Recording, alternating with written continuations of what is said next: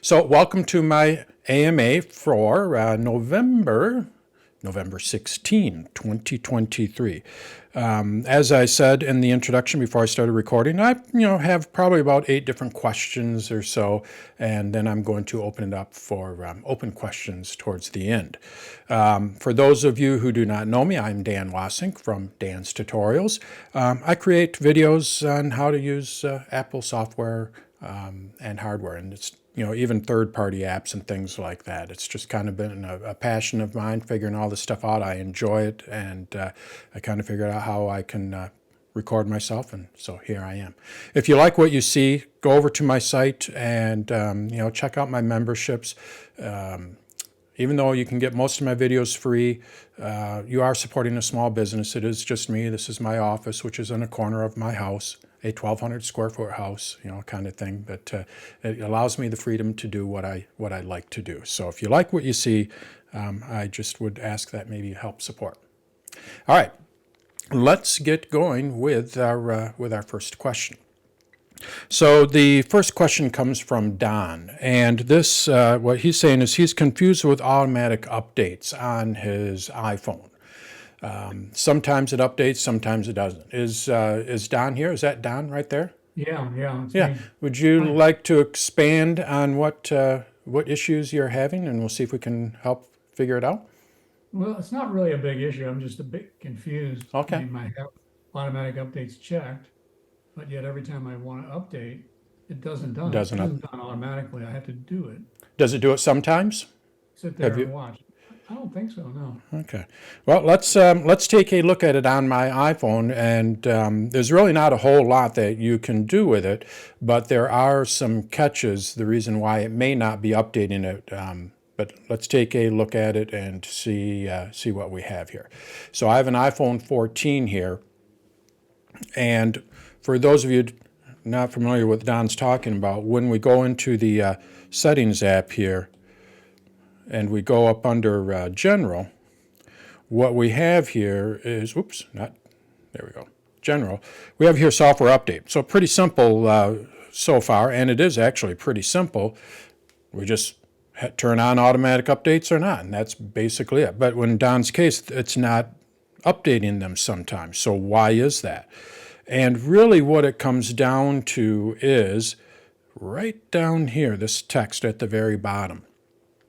Basically, what it needs to have is the device needs to be locked, and the battery has to have enough to charge. And I don't know if it's over 50% or not. If your device is not locked, or if the battery is not over 50%, it will not update. And it also tries to update at night. So it could be 2 or 3 in the morning, and it says that right there, at night. So it should update when it is locked. Now, I know exactly what you're talking about. Sometimes mine doesn't update either. In fact, look what you see here. And I don't know when this update came out, 17.1. Does anyone know when this update came out? Is it relatively new? About a week ago. And here it is sitting on my phone, and this thing is always plugged in, and it's locked at night. So Don, I feel your pain. I don't, this should update, absolutely. It has everything on that is, yeah. Do they ever block you from updating because of Wi-Fi versus cellular? Do you have to have No, you should be on a network, and I believe there is a setting in here for the, when you go up under cellular, now this phone doesn't have cellular, but for updates, you can tell it. I think by default it doesn't update, download any updates through cellular because they're just so large. So typically, by default, it's going to be on Wi-Fi. But Don, does anyone have any ideas of why that may be happening? I have the same problem, and it's the same way. It's happened for years. Yeah. Don't know. And automatic update isn't automatic. Yes, exactly. I mean, maybe what I'll do here, I'm just going to leave I'm not going to update this, Don, and check back in a week, and we'll see if it's updated. But I'm just going to go do this. I'm going to go to Software Update. I'm going to turn Automatic Updates off. So we do have these little things here, and I'm just going to say automatically just turn it off. And now I'm going to turn it back on. We'll see what it does. But The only thing, I wanted to add, the only thing I get this every time. So I said, okay, go ahead and update, and it downloads and then install, but they want to have my passcode entered before I can do it. So it may be a passcode hang up that yeah, somehow maybe. interfering with automatic update. Could be. I didn't Just think a about guess. that. Yeah. Well, I'm going to see I'm not going to touch this thing. We're just going to see what it does. We'll give it a week, see if it updates on Okay. its own. All right. The next question that I have is from Robert, and he is asking about Apple notifications, and he's getting a specific Apple notification that he has a Trojan virus, and he's getting it like 6 times a day. Is Robert here? Yep, I'm here, and it's the first I've owned many Macs, and it's the first time I've ever had this issue. And it's only on one Mac, right? That's correct. Okay, so I did some research on it, and we'll see if this was what is going on. Obviously, you do not have a virus, and he also has malware bytes and something else, don't you? The one that SetApp provides, the Moon Rocks or whatever Yeah. it's called. Okay. Yep. So that is so he has, and that's not detecting any viruses or malware or anything like that, Not which at all. is absolutely correct. It shouldn't, because you don't have any. Basically, what it is, at least from what I can tell, and this is where I say you check. With Safari, you've seen it where these websites will say, do you want me to send you notifications through the notification center? Right. InMug does that. I just turned it off because it's kind of annoying. I think my site still does it. I need to turn it off on my site. But basically, that's what happened. It's always with, well, I shouldn't even say this. It's not always with Safari, because those notifications can come through even if you don't have Safari open. But it's That's still a good point. coming It doesn't help in through. other browsers either. That's a good point. Yep, Now that I yep. think about it. So what you need to do is go to Safari's settings. So I'm just going to open up Safari here. And we're going to go over to its settings. And there is a setting here. Actually, we're going to check a couple different spots here. And one, are you using macOS? Well, scrap that, because it really doesn't matter, because it runs in the background. So what you need to do is go over to extensions here and make sure that you didn't install any extensions. That's the first thing, any extensions that you're not familiar with. And what you can do is just turn them all off if you want. You're not deleting them, you're just turning them off, see if it goes away. If it goes away, then you know it's an extension. Okay. But probably what it is under websites here. So with websites, the Safari can communicate, do different things. We can have screen sharing, microphone, and websites can do all that. Of course, they have to ask for permission. And one of them here is notifications. So my guess is over here is going to be a website that you visited at one time and probably hit allow, not realizing that this is what it was going to do. And now what it is doing is it's sending you these notifications, even with Safari closed. It's probably that pesky NMUGS notification. Probably, yes. But basically, that's what you need to do. And then I said, I read on so just go in here and you can go and remove any of them that you're not familiar with. And on a worst case scenario, what they said to do was go to, it's under Safari here, clear history. You need to reset Safari. So just go over here to clear history and try to clear the history and see if that takes care of it. Yeah. Yep. Okay. Mm-hmm. So should I It's do the not going to clear delete any of your after I- passwords or anything. What's that? So I'll do the clear history after I do the turn If off it's still not notifications and working, all that. right. Yep. Yeah. Okay. All right. So it's a And three stepper. Yep, 3 separate things. Extensions, and then it's probably the middle one, and then they said that would be the next thing, is just try that. And hopefully what it'll do is, but basically some site out there is just saying, hey, you got to do this and click on this, and then they'll try to get money from you and all that Yeah. good stuff. No, I usually say no to those, but there's a few exceptions that I haven't. But Yeah, I'll check that. I hadn't thought about that. Thank you, Yeah. Dan. That's great. Yep. I'll give that a try after the session. Yeah, Okay, cool. perfect. All right. The next question that we have here is from Tom, and it's a pretty short answer. No, not yet. Still thinking about it, and I probably wouldn't get an M3 Mac. I'm the one that I would get, although this is why I haven't done it. There's many reasons why I haven't done it, but well, not many, money reasons why I haven't done it. Not many, but money reasons. But the other thing is my setup is working pretty good right now, and I absolutely love a laptop. Even though my laptop over here, let's go with this, let's see if this is lined up properly. Right here is the guy that does all the work, and he is just a workhorse, and I absolutely love it. And the nice thing about it is, if I were to get a studio or something like that, what I'd have to do is I'd have to get a monitor over here as well, and I don't want to get a monitor over there. So it probably, we'll see what happens. I've had laptops forever, and it's going to be a tough sell for me to get rid of a laptop. So we'll see what happens. But eventually I'll have to get something though, because like I said, I am running out. I've just run out of Thunderbolt ports. What I need to do is unplug everything, and I'm scared to do that. But I got a nice little cable mess back there, and I probably have a couple of devices in there that I'm not using, so maybe I could, do something like that. We all have those. So I have a question for you about that question. yeah, go for it. This is Debbie. Why not an M3? And when you say your laptop is the workhorse, which laptop is it? I mean, what model is it? Why not an M3? Price-wise, I don't. Yeah, it'd be nice to have an M3, but I don't need to have that horsepower for what I do. This is an M1 2019. Go back to that.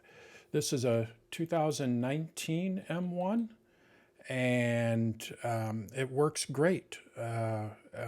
I can just unplug everything and take it with me and go, although my MacBook Air here is what I primarily take with me now, and I'm surprised I can survive on 256 gigabyte. I bought this just as a demo thing, but now I kind of use it as sit on the couch, and I can pretty much do everything. It shows you the power of iCloud. I use iCloud. But this thing handles everything right now. Let's see if I can look to see what nope, I don't have it in there. But typically when I'm running everything here, my processor is running at about 60%. And that's pretty good. I'm pretty happy with that. So I don't need to have, this is an M1. I guess it's a money thing, it's expensive. General, now you look differently at iPhones. I think you upgraded to the 15 Pro because of the camera features. Do you look at the iPhones or iOS differently than you do from the Mac? I do, and because I'm a camera nut, that's all. My iPad is 2 to 3 years old, still works great. This iPad Pro that I use for demoing over here, that guy is a 12-inch. It's not even an M1, and it works great for what I need to use it for.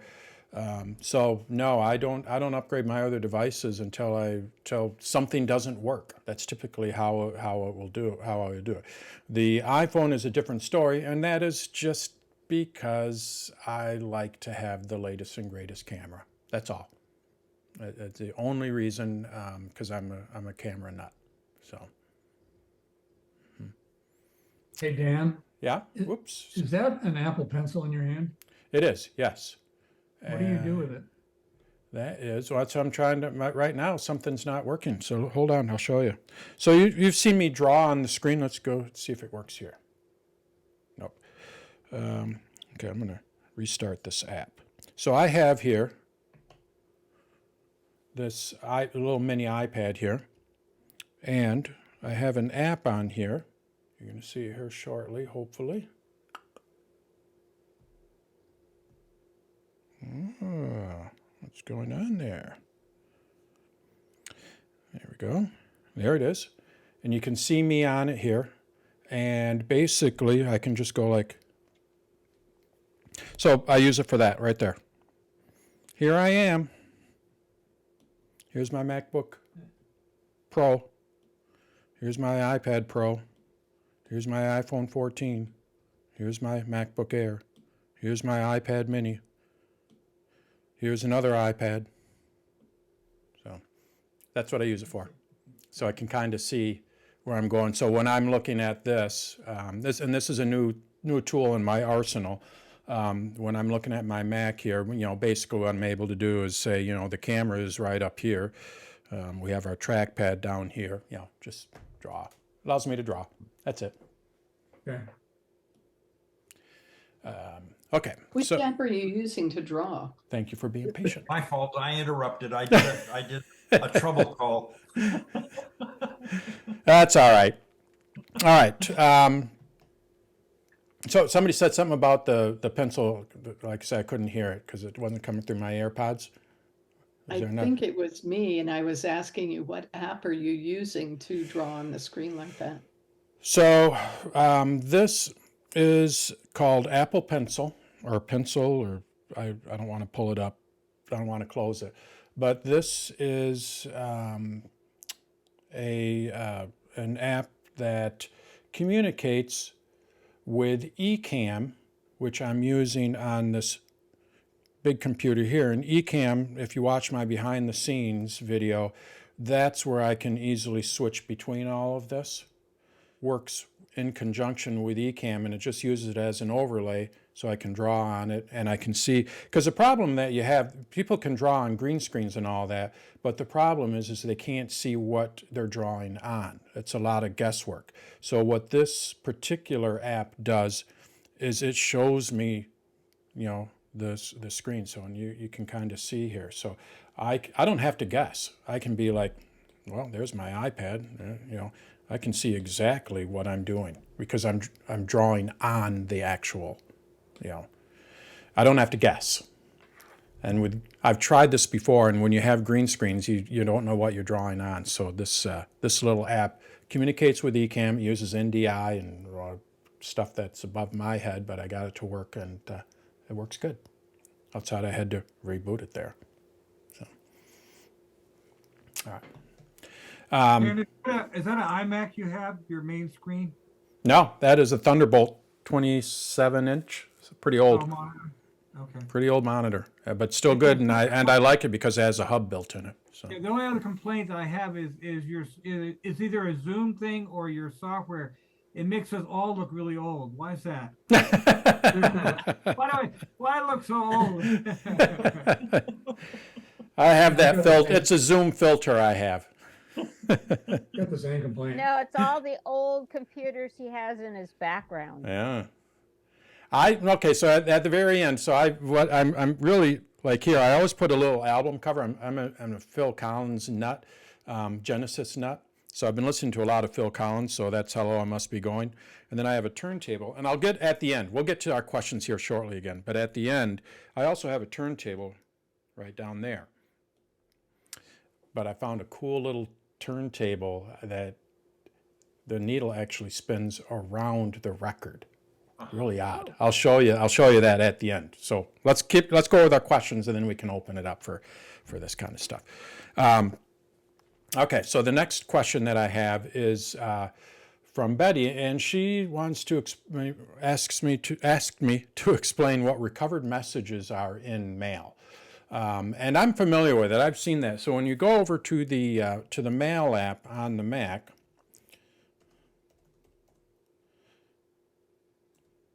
every once in a while, what you're going to see here on the left is recovered mail, a recovered mailbox. Let's see if I have one. I do not have one. And let me tell you, this was not, Betty, did you do any searching? Is Betty here? She's not here. This was a tough one to find. Apple is not very forward on what this recovered mailbox is. In fact, I couldn't find an official answer from Apple. So it's basically a lot of guesswork.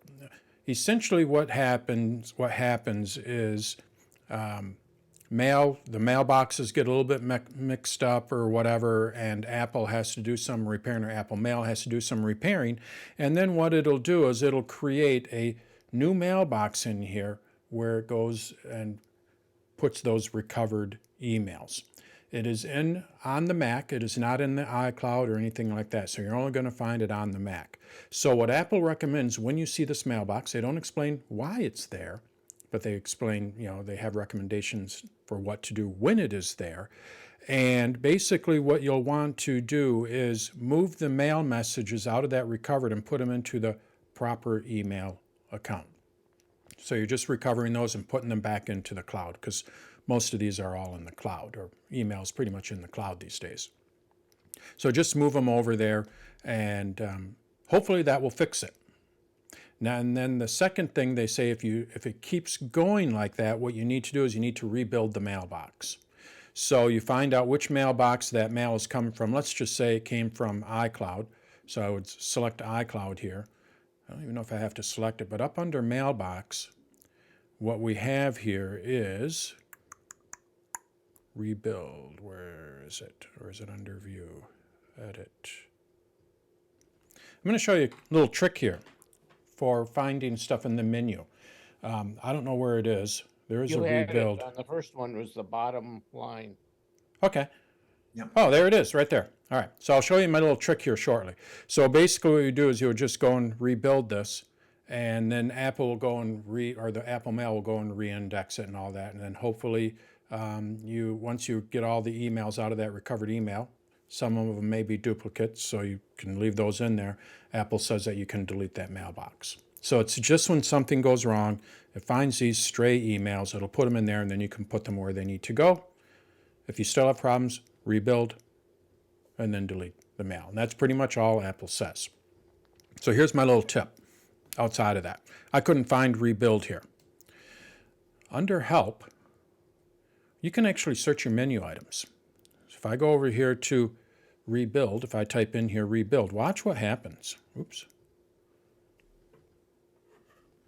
All I'm doing is just moving my cursor over top of that, and then Apple opened up this menu and shows me where it's at.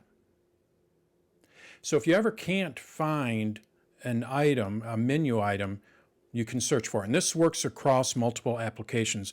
I forgot about this. This has been around for a long time. I just forgot about it. And what made me think about it was how you can import items in from the iPhone. I created a video on this a couple of weeks ago. And when you're in the Notes app, it's under, see, I can't find it here. It's under File, Import from iPhone or iPad. But when you're in Pages, it's under Import. So that menu item moves around. So all you have to do is just go over to Help, go Import,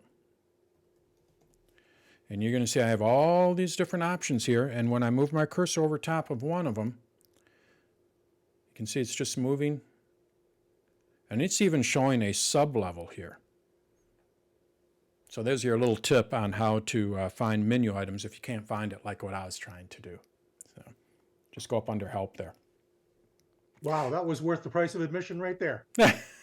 Good. So that is rebuilding your mailbox. I always like those little tips that's like a hidden thing. Nobody really even knows that. And it's been around forever, as far as I can remember, at least. So, all right. So that's what the rebuild mailbox is.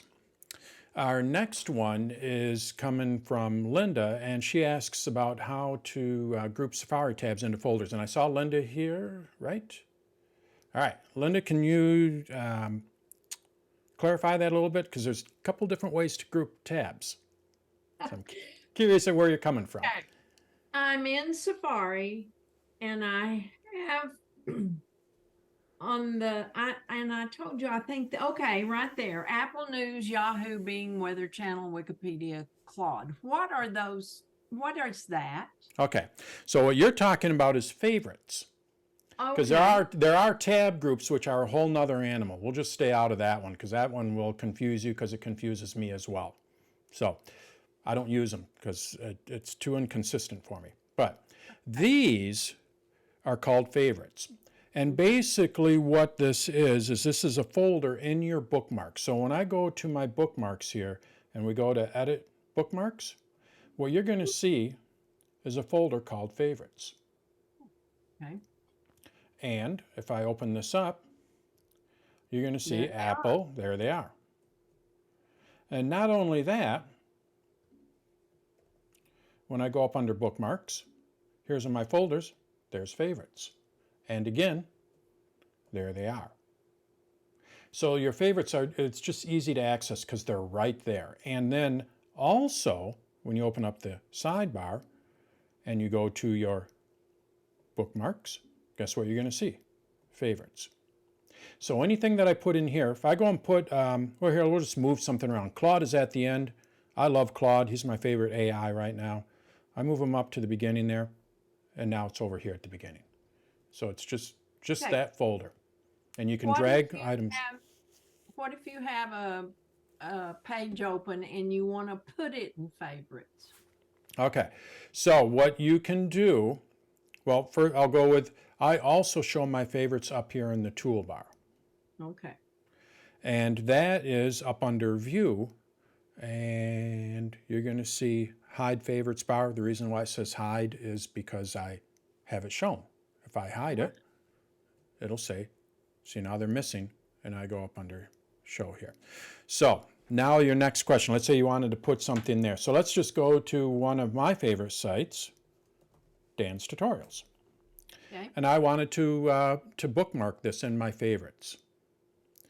What you can do is you can just click up in the top here. When I click up there, you're going to see that it highlights it. Okay. And I can drag this little icon down to my favorites here. Oh, So I'm going to Okay. do that. We'll just go and drag that out, and you're going to see I can place it where I want. Now I can also place it into a folder. So let's just place it, oops, let's try it again. And there it is. So now that's part of my favorites, which means it's over here. It's everywhere in that favorites folder. I'm going to go and delete it. Control click and you can delete it. And let's say I wanted to put it into a folder. So I'm just going to put it into my Apple folder. okay. Again, you go up here. You have the little globe. But before you drag it, what you need to do is you need to open up this folder. So I click on that. Now that folder, the Apple folder, is open. Okay. And look what I can do. Drag it in there. If you're not comfortable with that, drag and drop. What you can do is also open up the sidebar here, and when you're looking at your favorites, you do have to look at your bookmarks. You can also just drag it, just take that little icon there and just drag it where you want in here as well. So just drag and drop is probably the easiest way, because then you can place it into the folder that you want of the favorites. How did I get folders? Folders, so if I click on favorites here, favorites is automatically added. That's a folder in itself. But when I click, try it again here. When I click on favorites, let's see, how do I, good question. Oh, here we go. So I control click on it, and you're going to see new folder. Let's go ahead and do that. And now you can see it added a folder there, Gotcha. and there's my folder. Okay. Got it? Okay, wonderful. Hey, Dan, Yeah. it's Bob here. While we're in Safari, you know how on the Mac, you can right click on a tab and say close tabs to the right, right?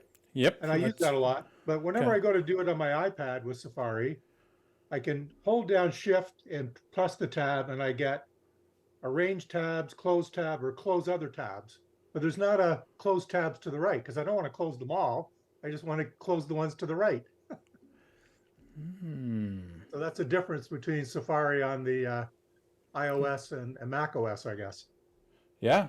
Let's go over to my iPad here and just open up a new tab. So I have different tabs here, and long press. Yeah. Yeah. Okay. So it's the same. All right. Yep. Well, There's I guess I can drag the tab to the left and then close all the other tabs. right. Yeah. Well, actually, you don't have to drag it. I could just close all the other tabs. It's the Oh, problem that's is true. Yeah. it yeah. just closes all the other tabs. So. Yeah. Oh, well, okay, close. but Now, you disregard. could move this, this is where, we're back on Linda's question, I wasn't sure if she was talking about tab groups, but you could move it to a different tab group. And I don't want to get into that, but you could move it into a different tab group and then close all these and it'll be open in that other tab group, Right, okay, yeah, all right, okay, thank you. I guess.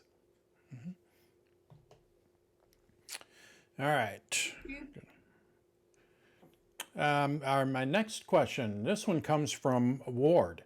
And what is a proper technique for performing first aid on APFS and macOS extended disks? And he went further into it. Let me see if I have my notes. He encountered, or go ahead, Ward, if you want. I saw Ward here. If you want. Yeah, I'm here. Yeah. Go ahead and explain. So you had some problems with the drive, and you wanted Well, to. if you open up Disk Utility and look at your Macintosh HD or whatever it's called, that drive has 4 lines on it, and first aid is enabled for all 4 lines. And now you don't have any external drives or I'll show you. So okay. I had to reach out to my Apple people for this one because I wasn't sure about the right answer. I have some pretty smart Apple geeks that I can rely on for stuff like this. This one a little bit above my pay grade. So basically, well, and I know this. So this is what we call a simplified interface. I knew this. And when we go up under view, what we are able to do is show all the devices. So everybody can do this. By default, it's just show only the volumes. I think what Ward is talking about, when you go to show all devices, you're going to see more stuff in here. That's what I have. Yes. Yep. And what you will see is you will have, like right down here, I have data. Let's go ahead and make this a little bit larger here. I have data, and then I have this Macintosh HD. And both of these are part of this volume. So they're, the volume is partitioned into these 2 things here. And that's something, I think it came out with Catalina. Apple separated your data from the operating system. The operating system is actually on a separate partition on Macs. So what they can do is they can lock down. This is where the applications and your all that kind, or the operating system is, and they can lock that down and easily replace the operating system without having to mess with your data. So they just separated that out, 2 completely separate drives. So what you see typically when you go to show only volumes, you just see it as your standard hard drive. Actually right there it is. There's both of them there. But Dan, can you get rid of your markup there? Oh, I'm sorry. Yep. There. So, and then on top of that, what they have are these snapshots in there. And these snapshots are like backups. So it is backing up to itself. So you don't really want to rely on it. It's not a backup in the typical fashion to where if something happened to the hard drive, you'd be able to recover it. But what it is if I was working on a Microsoft Word document or a Pages document or anything like that, there's a chance that I might be able to get an older version because it's in this snapshot. This works with Time Machine. So that's what the snapshot is. So those are the 3 pieces there. So you need to do some repair with this. So what do you do? Where do you start? Do you do this one first? There's first aid. Do you do this one? First aid. Where do you start? So what my Apple friends told me was, it's listed on Apple's page. Let's see here. There it is. What Apple recommends doing is, so I love it how they have this screenshot here. For each disk that you're repairing, start by selecting the last volume on the disk. And then they go, in this example, the last volume on the disk is Macintosh HD. I have a very hard time reading that. I wish they would have not used the dark mode for this. But there's my complaint of the day. But basically what Apple says is start with the last volume on the disk and then go up from there. So basically what you're going to do is you're going to start with that one and then go to the next one and then go to the next one and keep going up from there. That's what Apple recommends.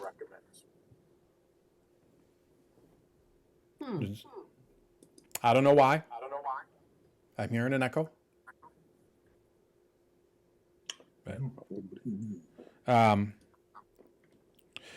But that is that's the way that you would fix that, Ward, or repair those.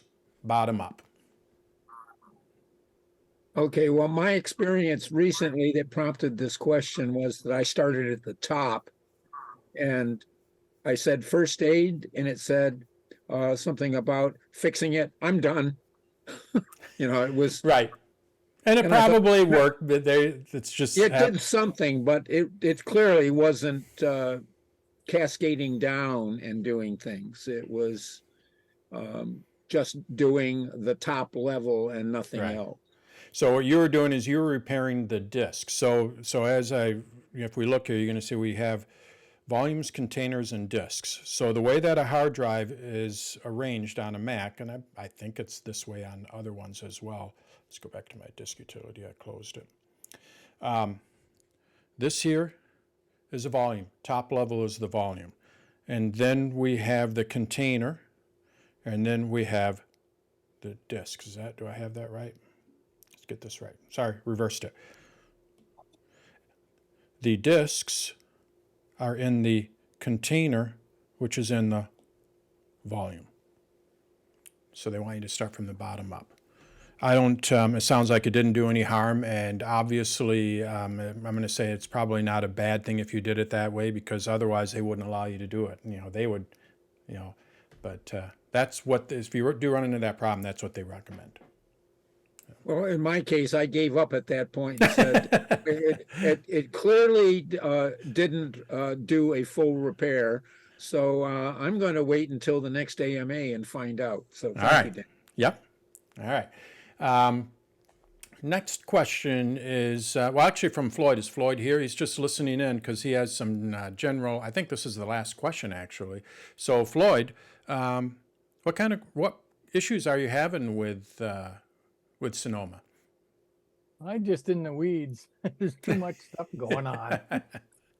And I guess Sonoma, when I installed it, just went to the, what's the one where your screens go off to the side? Oh, yes. I need to update my video. I put that as one of my favorite new features, and that's one of my worst features. So every time I go to the screen, I got this border, and I don't know what's going on. I finally figured out that's what it is. It's on stage, right? Did you turn it off? No. Okay. So Floyd? I learned to live with it. All right. Well, here, I'll show you how you turn it off if you want to get back to normal reality. So what Floyd is talking about here, Apple introduced with macOS Sonoma the ability, I'm going to turn it on so you can kind of see, and then then we'll go and turn it back off. So this is the behavior when you upgrade to macOS Sonoma. When I click on the desktop over here, watch what happens to my windows. They just go. Yep. That's and you can see a little border there. And to get the windows back, you click on it again. And I think Apple's, and when I first saw this, I'm like, oh, this is kind of cool. Because sometimes you just want to get at the desktop. So all you have to do is just click on the desktop, and you're at the desktop. The problem is every time you just click anywhere, you can click up here in the corner. So it gets annoying. It gets in the way. So what you can do is you can turn that off. I wish they had that off by default.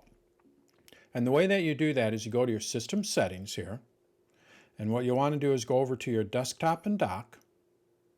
And then what you're going to see here is show windows, sorry, wrong one. Click wallpaper to reveal desktop.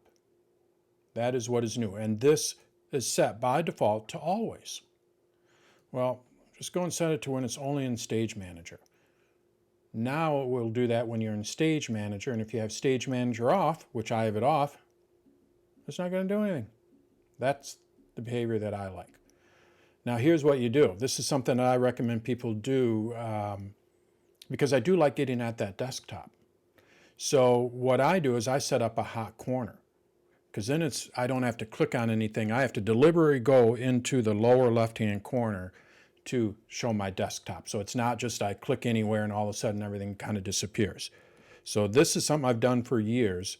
And what we need to do is go to the very bottom. You're going to see hot corners. Again, I'm under the desktop and dock. So what I will do is I will go and set up a hot corner, and I usually do it in the lower left-hand corner. I don't know why. And I will say desktop. So now when I move my cursor in the lower left-hand corner, I can click all I want over here. It's not going to do anything. But when I move it over here to the lower left-hand corner, watch what happens. And now I move it back. So to me, it's not as easy to turn on or initiate or whatever.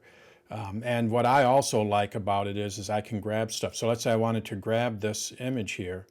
So I just grab it. I can go down into the corner, and now I can put it on my desktop. You can't do that with that other one without going with funky key commands and hold this option and all that kind of stuff. So hot corner is the best way to do it, in my opinion. Told you I'm in the weeds. Well, I got one other question. Go for it. I keep getting information, messages from Dropbox that I'm over my limit. Okay. However, I can't find any of the files that I'm over my limit on. It gives me a solid blue bar that I know are my files that I put there. And then it has a big lower level bar. I don't know what those files are, and I can't seem to get to them. Are you Why is it telling me I've got like 6 gigabytes of stuff up there when I can only account for 1? What I would do is, are you accessing it through a browser, Dropbox through a browser, or through their app? Well, through the menu bar on my Mac. Okay. I would recommend going to, and just to see what is going on. It's great that you can access all that through the menu bar. I'm not saying it's actually, I like that because it integrates with the Mac. But when you go to Dropbox in the browser, it's kind of like Google Drive as well, or even iCloud Drive. To me, it gives you a little better snapshot of what is going on. So log into Dropbox through the browser, and you're going to be able to see all of your folders and all that. It's not integrated with the Mac, and you don't know what you have there. And I would try to access it through the browser, and then you're probably going to be able to see everything. So okay, thank you. You're just not seeing everything because it integrates with the system or something like that. So I don't even know I'm putting stuff up there, and I'm doing it. Well, they sync it, and they will sync. They will use photos. Dropbox will allow you to back up your Mac, all that kind of stuff. But you'll have to have the space for that because it does take up space. I got to keep it simple. Yeah. Mm-hmm. All right. Thank you, Dan. Yep. All right. That was our first of our open questions. Any other questions? I breezed through that pretty good. I have a quick question for you. Go for it. One of my computers is a MacBook Air 2012 or 2013 I use for a specific purpose. It's slowing down a little, so I've used, what's that program, Clean Sweep or something, and I cleared it out. But I have a friend that says, I have everything backed up. He says that once every couple of years, just wipe it and reinstall. That might help. Would you recommend that? I am not. I've heard that before, and I have friends that will say that. I am not a huge fan of that myself, because I don't think it really helps out that much. I mean, it could, but I don't think it really helps out that much. Do you know if the hard drive is getting low on space? No, I keep about 20%. Okay. And if it's not getting low on space, then running, is it Catalina? Is running Catalina? Yeah. Is it? How old is it again? 2012, 2013. Okay, it might just be getting. One thing that you could do if you can get into the hard drive, which will speed it up, Well, first of all, with that old drive, you can go into disk utility and defrag it. You can't do that with Oh, I didn't think of SSDs. that. Okay. All right, So maybe try that- defragging it. Make sure you have a backup of it. Yeah, I did. And I will tell you that this absolutely will turn it into a new machine if you can. Get an SSD drive for it. Oh, Solid really? state drive. It'll feel like a new machine. And it's not going to feel like an M1 or anything like that. Don't get me Yeah. wrong. But it's not going to feel like a 2013. It'll feel like a 2017 or something. You know, it will. You will definitely see a difference with an SSD. So Okay. if you can, What do they run? oh, I don't know. They're getting cheap now. They're not that bad anymore. So, Okay. all right, Linda, I see your hand is up. Yes, sir. Back to this external drive that I have. It's 3 terabytes, nearly full, and it's my time machine backup. What? I didn't have time to see what it. I probably wouldn't know what it's full of, but I would assume it's not deleting old backups. Yeah, that is, it should, I say should. Let's go over to my Mac here. And if I go to Time Machine, there is an option here. Let's see, I don't even know if they have that. Did they take that out? Does anyone know if they took that out where it will delete old backups? I'm not backing this thing up, I should. No, it should still be there. It still should be there? Let me look on my big guy here. If I can find my cursor. The oldest backups and any local snapshots are deleted as space is needed. I had 34 snapshots and it took 2 days for it to run disk utility. Okay. And it didn't free up space, or it did? I don't know. I didn't go back and check it. It just said it was okay, so I left it. Okay. I'm looking on my computer here. Automatically back up, blah, blah, blah, blah. Yep, that's all good. And let's go here. Next backup. I do not have that option, Steve, to delete old backups. I think it's been gone for a while. Yeah. And this is on Ventura. My M1, my MacBook Pro M1 is running Ventura. So at least 2 years, Phil. So yeah. I'm going to double check. I'll get back to you in a second. Yeah. I had a experience, I guess it was last year, that I had about a 4 terabyte time machine backup. And I assumed that when it got full, it would automatically delete the oldest. It got full and it just totally froze and was dead in the water. And nothing I did could restore it. And what I usually do with an old drive like that, I actually take it apart and scratch the disk to disable it. When you can't erase it, you got to do something physical to it. And you couldn't erase it with disk utility? No, it was totally, Okay. totally dead.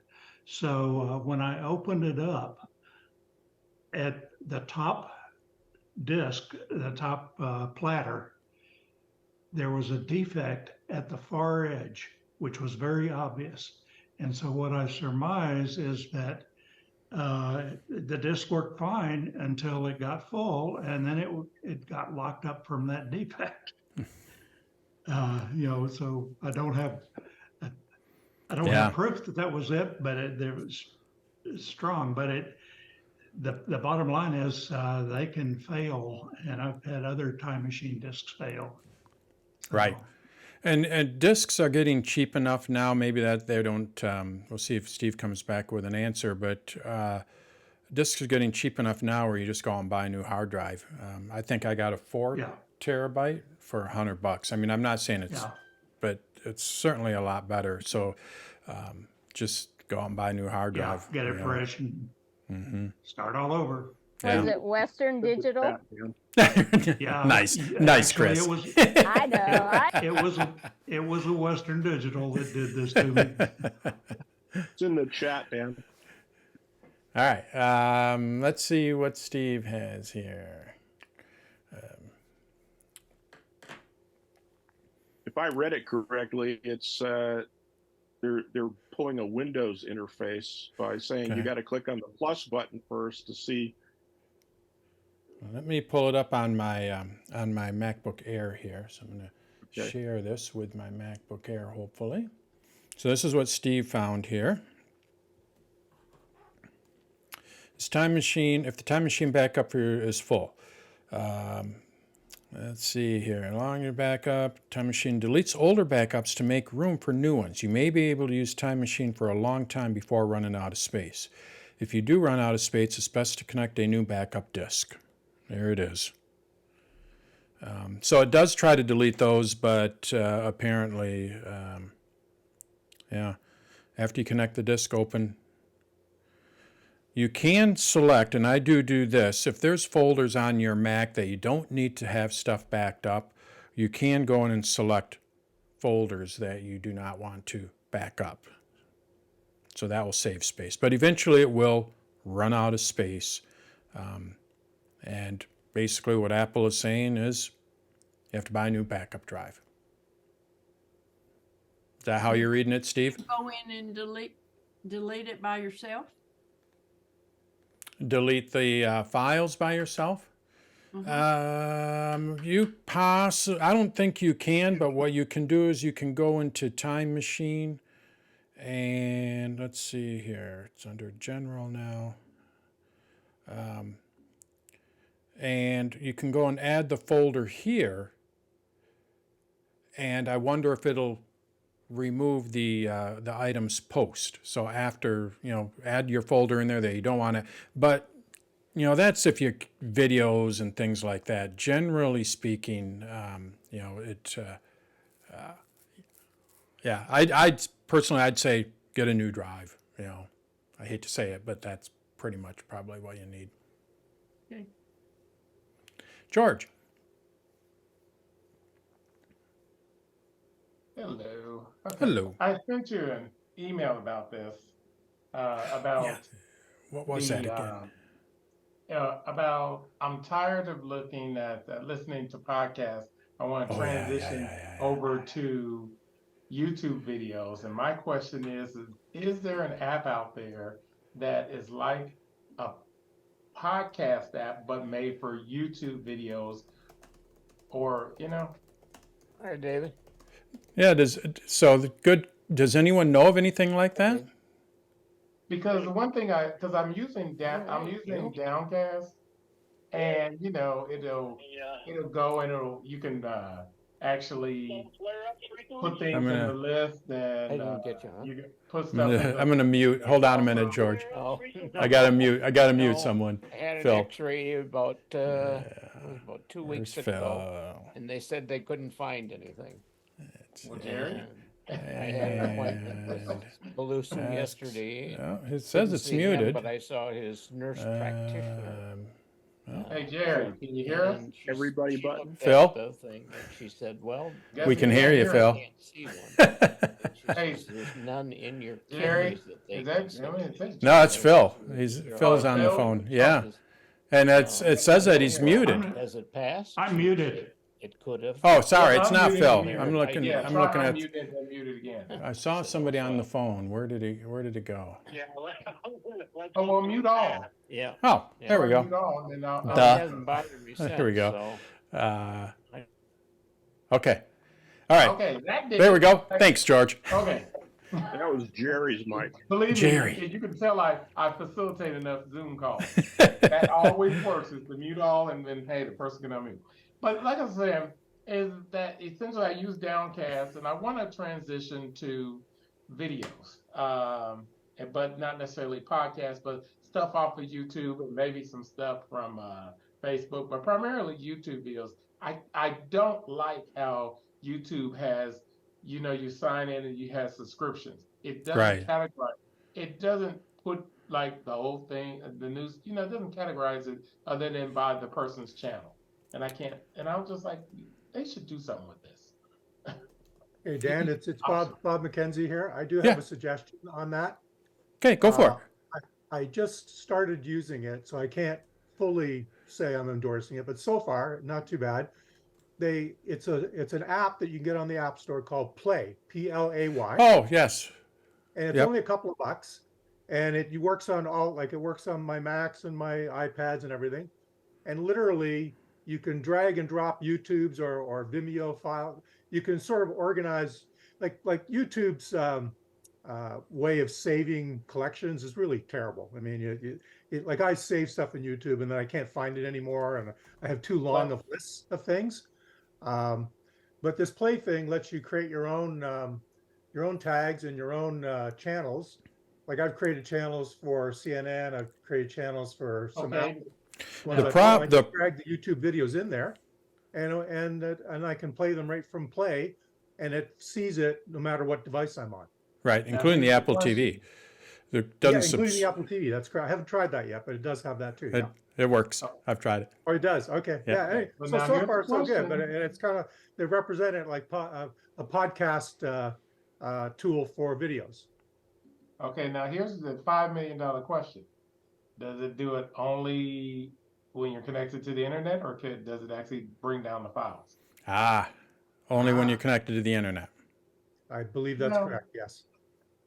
Mm-hmm. Yeah, I haven't seen a download feature. Yeah. Yeah. Well, maybe I could just do some Apple script and use PullTube and.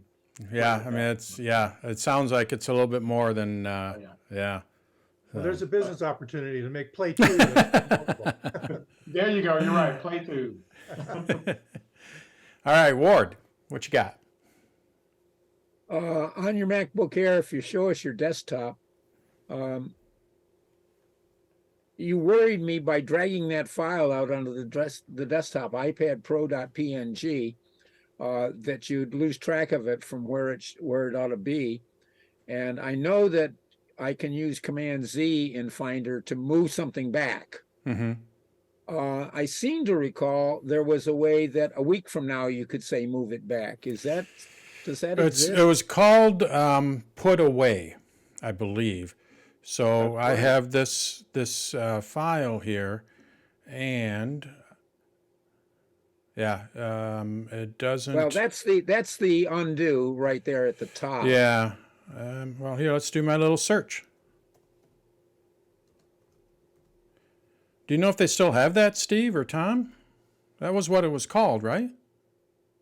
That's what it was called. I'm checking myself to see if it's still there. It might be like holding down the Control or Option keys when you click on the file on the Finder.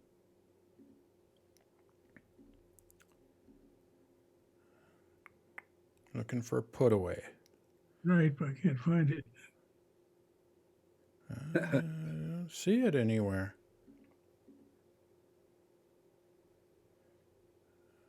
Let's hold down the Option key. So when you hold down the Option key, sometimes you get different, you're going to see that my menu is changing here. But I don't see Put Away there either. But that's what it was called. But it worked for the most part, but if you wanted to go back a week, I don't think it would do that. So I'm going to say you're out of luck. Okay. I'm glad we had everybody trying to figure out where it went. So. All right, Don. Oh, you're muted. Yeah, I think that feature's gone because I just checked on Monterey too, and I can't find it. Can't find it either. Yeah. Thanks, Steve. All right, Don, you're muted.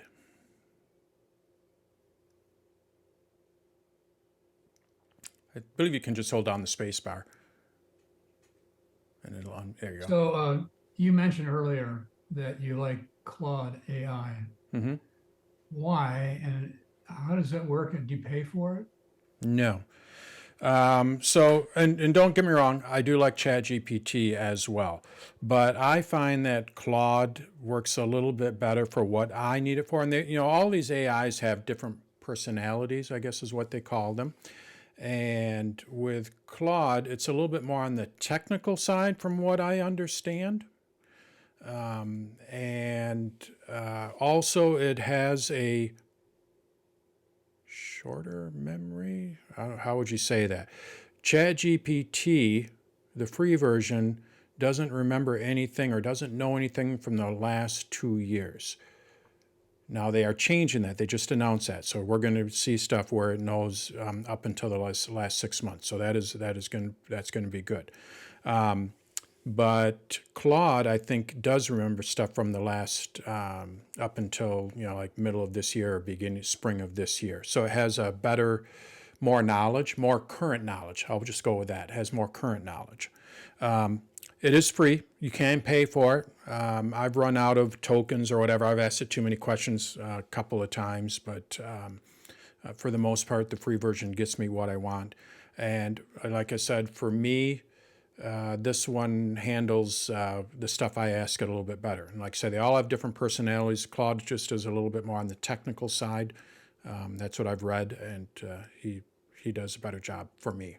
Now this could change. This is a fast-moving area, but it is free, so I just sign in with Google, and let's see here.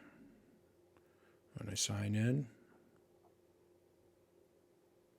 and there it is, and I can just start a new chat, and I can upload a file to it. So I can upload a PDF and say, what does this PDF mean? That kind of thing. So, which ChatGPT is all getting into, but I think it's all the paid version right now, where this is free.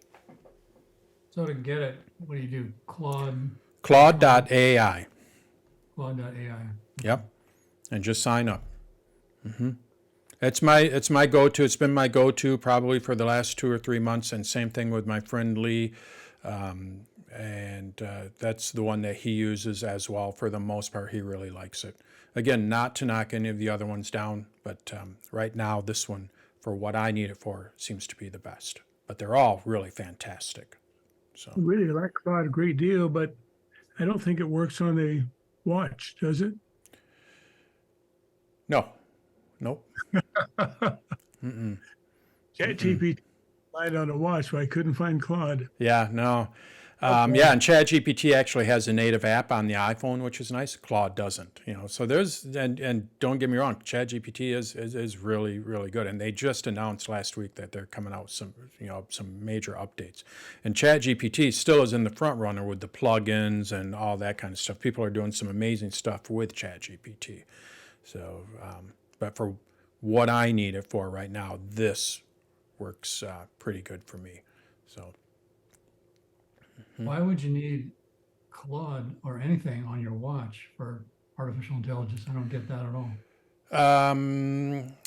Well, we can ask Tom here shortly, but like my friend Lee, he knows more about AI and uses it more than what I do. He doesn't use Google. AI is what he uses for anything that he is searching for. The first place he goes is AI. So you need to ask AI a question. It's like asking Siri, except you go to ChatGPT. Tom, why would you have any other? Why do you use it on your watch? Convenience only if I don't have my iPhone available or the computer. And that's the one on the watch is called PD, right? Is that the one that you're familiar with? Yeah, there's probably a few of them. I don't have it on this watch, but yeah, PD, and basically, the problem with the Apple Watch is you can't ask it any complicated questions because it'll say go to your iPhone. Well, right. PD will actually, using ChatGPT, will get you more information. So that's why you might want to have it on your watch. And answer your question.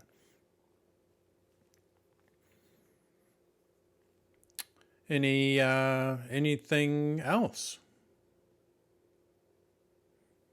All right. Yeah, I got one. Go for it. Uh-oh. That's.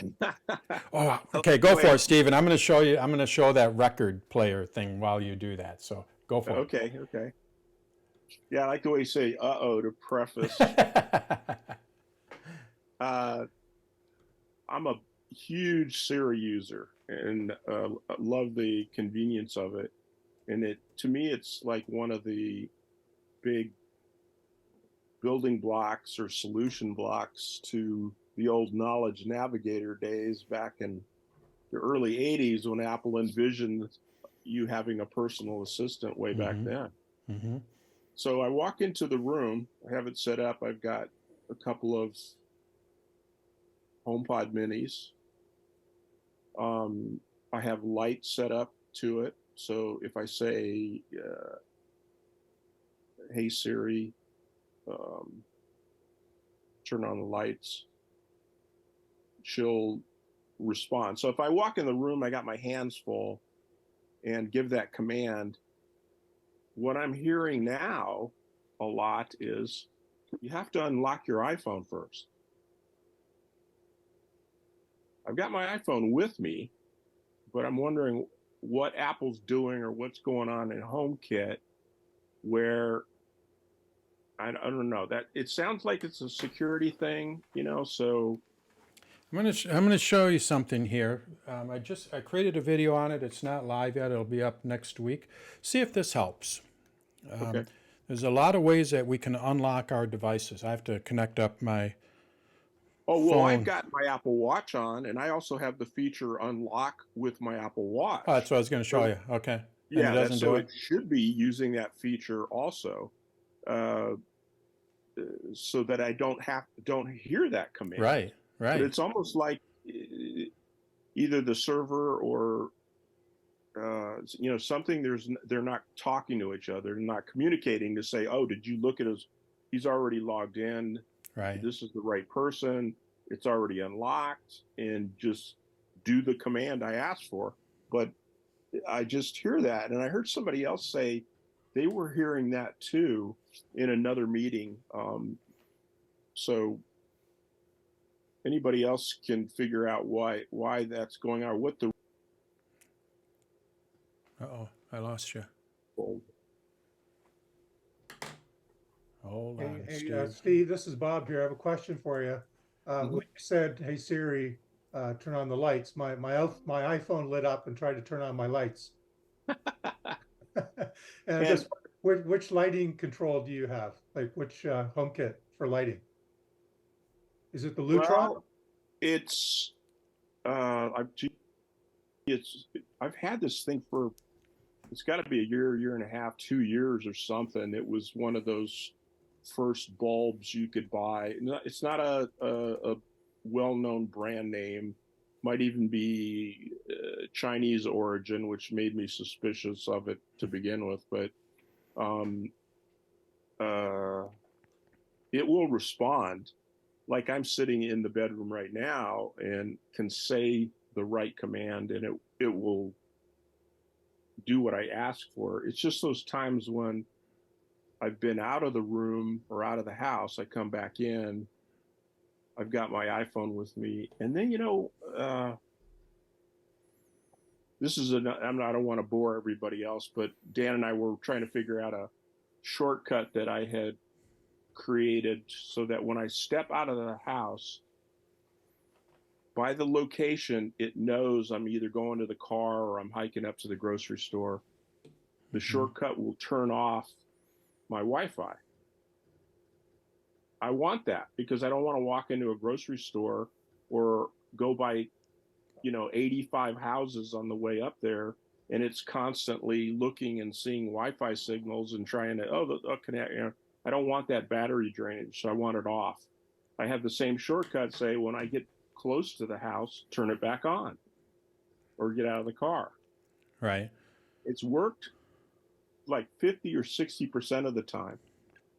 Every once in a while, it'll miss that command or something. That might be a factor in why I'm having problems with the voice command. Oh, could be, yeah. Yeah. So, yeah. Mm-hmm. Yeah, I don't know. As far as I've had a problem with it waking up just in the house even sometimes with my phone. And I actually had to shout at the phone in order to get Siri to respond. Don't get terse with me. We just got my mom, her phone finally died, so we just bought her an XR off of not Zillow, is it? Oh, Gazelle. nice. Gazelle. Good buy. $200, and it's an XR. It's great. The Face ID. She used to have a home button and all that kind of stuff. But so I'm there, my mom's there, and my brother, and all of us were all iPhone users, and we were trying to figure exactly what you're talking about, Jerry, with the. Hey Siri, I was trying to show my mom how, now all my devices just went. I was trying to show my mom how she could use Siri to ask, different questions and all that. And it would work about 50% of the time. And it wasn't her phone, because my brother, same thing, he has an iPhone 14. It'd work. He couldn't get it to work 50% of the time. And ironically, I have the iPhone 15. Mine worked every time. You know what? And I'm sure it's not the phones.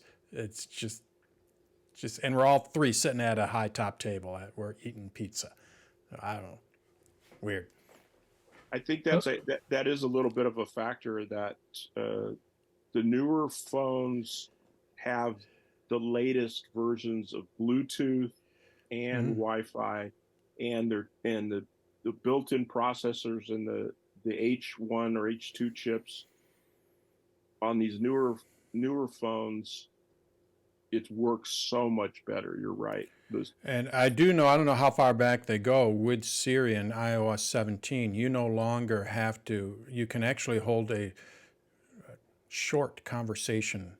You can go, I won't say blah, blah, blah, Siri. That's right. What's the temperature outside? And then she'll come back with the temperature. And all you have to do is just say, well, what's the wind direction? And then she'll come back with the wind direction. What's it going to be like? What's weather going to be like for this weekend? You don't have to keep saying her name, so I think that was semi-conversational, right? Might have started in iOS 16, but for sure it came aboard in 17. 17, yep. Mm-hmm. So guys, in the course of that conversation, I have a new iPhone 15, and when you said, "Hey, lady," turn on the lights, she turned my flashlight on. and then when you said turn off Wi-Fi, she said, "Okay, I'll turn off Wi-Fi." So oh, great. My phone's reacting to this conversation. So thanks a lot, you guys. Congratulations on the new iPhone, Don. Yeah. Thank you. It's great. I love it. Do you have the Pro or? Yeah, I have the Pro. So when you come, I have the beta. They just released the beta, so you're going to get this sooner. You'll be able to start shooting video in their new Spatial formats for their Apple VR. Ah. So okay. I have it. I'll show you. If you got an iPhone with dual or more lenses, right? Right. I don't know if it's a Pro or if the 15 will work. Do you know? I don't know how. Right. I don't know how far back they'll go. 14, 15s are better. So when I go to my watch here, or my phone, this is my personal phone, and we go to the camera. Where's my camera? And this is what I like about it. So when I go to video, you're going to see, there it is, right there, little goggle, like VR kind of thing. So all I have to do is just tap on that, and now it's going to shoot using the 2D or 3D, VR. But this is what I like, because I'm old school. Don't film with the phone in portrait mode. Film with it in landscape. And look at what we have here. Let's see if I can get it to a darker spot. Rotate the phone right there. So now this is going to force people to do that. And you can see it blurs it out. So maybe this will force people to get the back into the landscape kind of thing. So, yeah. I think so. And hey, from the very beginning, when the iPhone, very first iPhone, Apple was smart enough to ship it without lens covers. Mm-hmm. Right, Dan? Because people used to forget to take off the lens cover off their cameras. Oh, I'm like, where are you going with this? Yes. Man, I had to beat you over the head with that one. Yes, you did. Here, I'll show you this. I thought this was kind of cool. This is at RokBlok. So what you do with this, come on, you lay the record on your table, and then you can see the needles spinning around it. So let's get a video here. There's got to be a video. All we can see is you. Oh, I'm sorry. There we go. So I'll go to the RokBlok needle, and we'll go to YouTube here. Right here. It's just kind of funky. 99 bucks. We'll turn this off here. Skip. I love using Squarespace to... No thanks. How do you like that? Oh That looks like a little train. Right? Train, HO train. Plays 45s and albums. It is Bluetooth. It has a speaker built in it, but it is Bluetooth, so you can hook it up to a speaker. Yeah. Isn't that wild? I don't know about the quality, but it's just like I could set a record right here. I don't have to have a turntable. They call it portable. Was it got a little wheel under it to Yeah. drive it? Yeah. Yeah. Jeez. Amazing. That's clever. That's what I thought. Now, like I say, I don't know if I would ever use it, but I thought that's just kind of, I don't know, I kind of want one. Oh. Maybe Santa will bring you one. Right, right. Take note of that, Tom, in case Dan is at the meeting next Monday. Yeah, really. I see your hand is up, Tom. Yes, well, now that you're talking about unusual gifts and unusual things and new phones, have you seen a new tiny phone? Now, this is my hand, and We can't see anything. I'm sorry. Let's see if you I can click- can. You can click on the little three dots next to Tom's thumbnail and choose Yeah. pen in order to enlarge it. Right. full screen.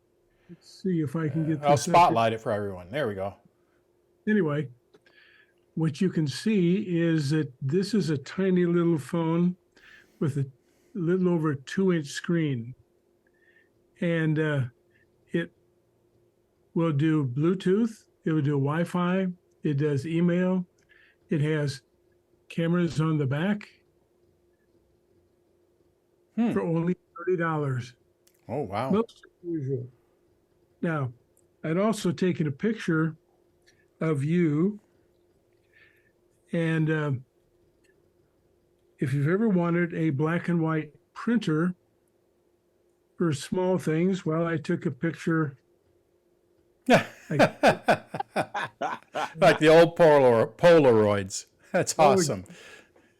This is a printer from Walmart for $19. Oh, wow. And it has Bluetooth.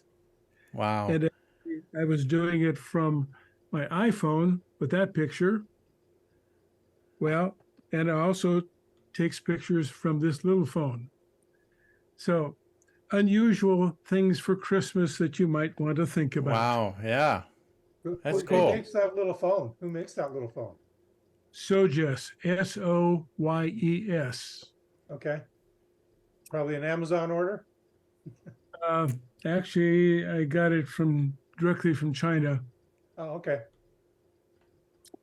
but it took 2 weeks to get delivered. But I thought it'd just be fun, and I was amazed that I can actually read PDF files. It's an Android system, but for $25 or $30, it's just fun to play with. Yeah. That's cool.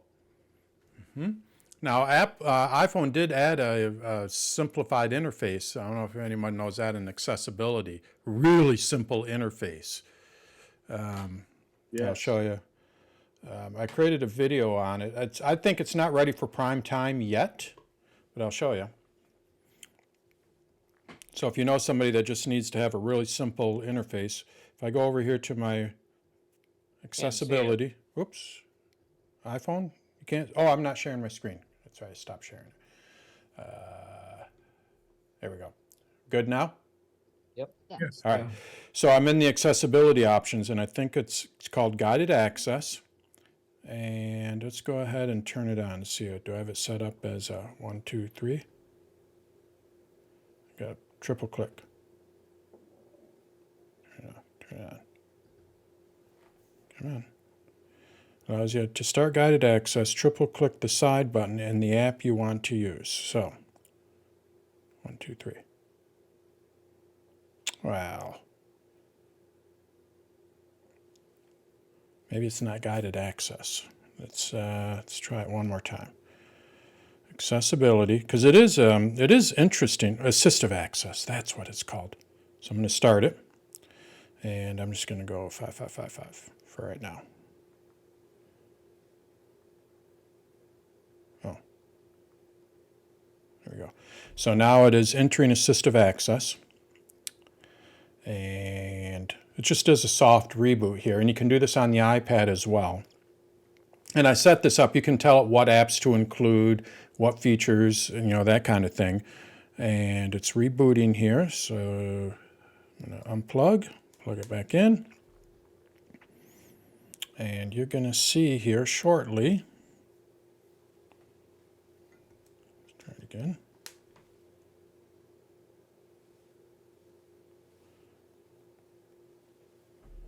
There it is. This is the interface for the iPhone. You want to make a call, tap on calls. You can select who you want to show in there. I go back. Camera, you can select what modes. You can see there's no selfie modes on this. I turn those off just for as a demonstration. Messages, very simplified interface, but not all. This is why I say it's not ready for prime time. If you go to the calculator, that one's good. If you go to the calendar, it basically is it's not a simplified interface on the calendar. They just shrunk it down a little bit and put it in there. So I think eventually you're going to see more of their apps. Bing is just Bing, you know, nothing fancy there.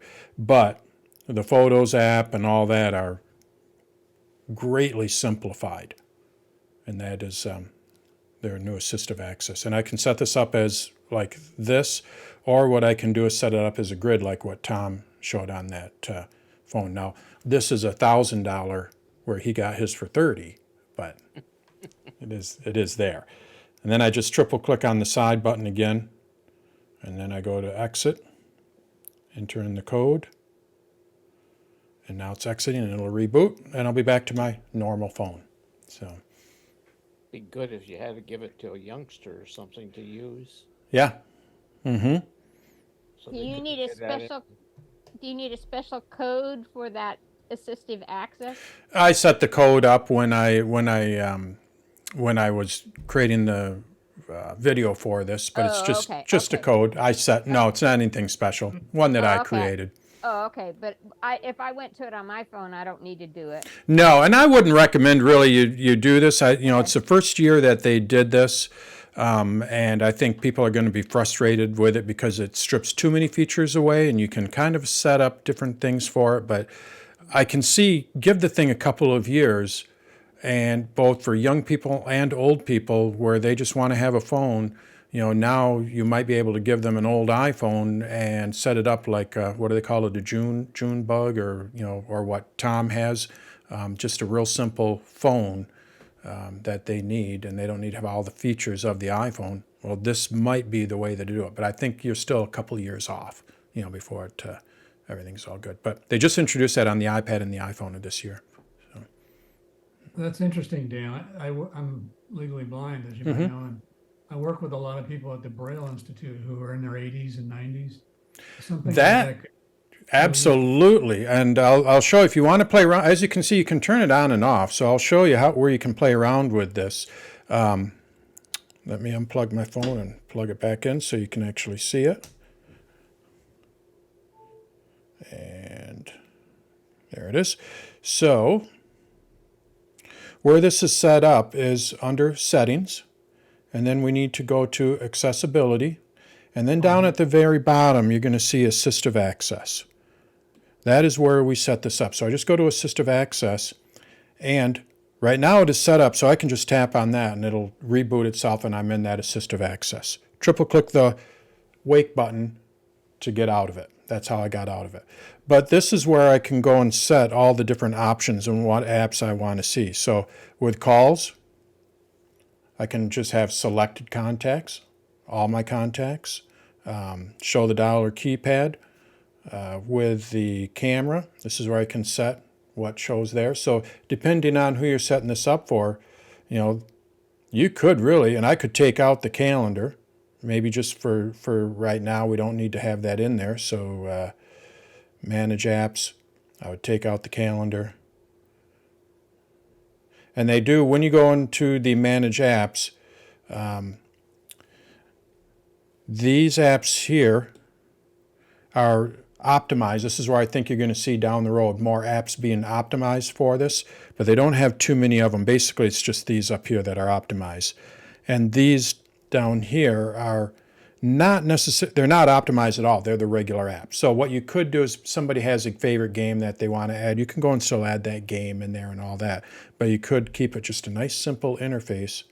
And this is where you set if you want it to be rows or grids. And you know, a few different options there. There's your passcode settings that you were talking about, Chris, and that's it. You triple click on the side button here, 1, 2, 3, to get out of it and to get into it. You go here. So if someone has a question on it, you know, what you'd be able to do is go over there, triple click on it, enter in that passcode. You can go and make changes to it. Let's say you want to make changes to it down for somebody, then you know, just go back into assistive mode, and then they're back to their simplified iPhone. So, but that's where you set that up. Thank you for showing that. Mm-hmm. Neat. Dan, I think that would make a great demo video for you to put in your library. I created one on that. It's there. Okay, I'll go look for it because I know Yep. a couple of seniors that would like a simplified interface for their phone. Yeah, I think the key to making that work, I played around with it. The key to making it work is stick with the optimized apps for now. So it's a very simplified phone. I don't know where it went. Accessibility, and at the very bottom here, Assistive Access. Stick with these apps that are in this optimized for access. Now the reason why I don't have too many of them here is just because I've already added them up there. And then, you know, maybe add some of their favorite games and all that. But yeah, that's basically all there is to it. Surprised Contacts isn't a simplified app, but maybe it's simple enough as it is. I don't know. But yeah, something to play around with, and I think it's something to keep an eye on in the next, you know, year or two. I think and that'll it seems like there too, you can even sort of choose DuckDuckGo or something as the default web browser, which would make more privacy and not, you know, find it like you don't get into trouble on the web. So that's a kind of a built-in protection for them because it's defaults to that. Does it default to, can I set that? I saw when you were scrolling through the list, I saw DuckDuckGo in there. Oh, okay. All right. Well, that was so Safari, yeah, I could, if I have DuckDuckGo as an app, I could go and put that on there and take Safari off. Yes. Yeah. Gotcha. Right. Yeah. Yep. Yeah. Yeah. All right, let's call that a wrap. About an hour and a half in. So thank you, everyone. And if you know anybody that could benefit from my site or any of these, please spread the word. Again, thanks, everyone. Have a good weekend. Next week, I will be off, of course, Thanksgiving. We're going to go watch Penn State versus Michigan State over at Ford Field in Detroit with our friends who live in an RV now. They're coming back up, and so we're going to have a good Thanksgiving with them. And then I'll be back for another AMA the week after. So, thanks a lot. Thank you very much. Very informative. Yes. Thank you. Great session. Great session. All right. We will talk to everyone later. Have a nice evening. Thanks. Thank you. Aloha. Bye. Mahalo.